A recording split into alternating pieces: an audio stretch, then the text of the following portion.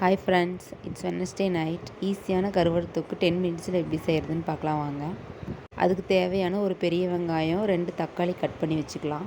ஒரு lemon size புளியை நல்லா கரைச்சி அதுலேயே குழம்பு மிளகாய்த்தூள், மல்லித்தூள் சேர்த்து மிக்ஸ் பண்ணி வச்சுக்கலாம். கருவாட்டை நல்லா ஹாட் வாட்டரில் 3 டைம் கழுவி வச்சுருக்கேன். ஒரு பாத்திரத்தில் தேவையான அளவு எண்ணெய் சேர்த்துக்கலாம். எண்ணெய் காஞ்சதும் கடுகு, வெங்காயம், கருவேப்பிலை சேர்த்து நல்லா வதக்கிக்கலாம். அப்புறம் 2 தக்காளி கட் பண்ணி வச்சுருக்கேன், அதையும் சேர்த்து நல்லா வதக்கிக்கலாம். தக்காளி வதங்குறதுக்கு ஒரு 1/2 டீஸ்பூன் உப்பு சேர்த்துக்கலாம். நல்லா தக்காளி வதங்கினதும் கொஞ்சம் மஞ்சத்தூள் சேர்த்துக்கலாம். கருவாட்டையும் சேர்த்துக்கலாம். கருவாடு நல்லா ஒரு 2 மினிட்ஸ் வதங்கட்டும். அப்புறம் புளி கரைசல் சேர்த்துக்கலாம். அது கூட கொஞ்சம் தேவையான அளவு தண்ணி சேர்த்துக்குங்க.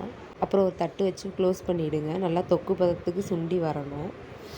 ஒரு 5 மினிட்ஸ் போதும், தொக்கு பதத்துக்கு வந்துடும். லாஸ்ட்டாக கொத்தமல்லி தூவி இறக்கிடுங்க.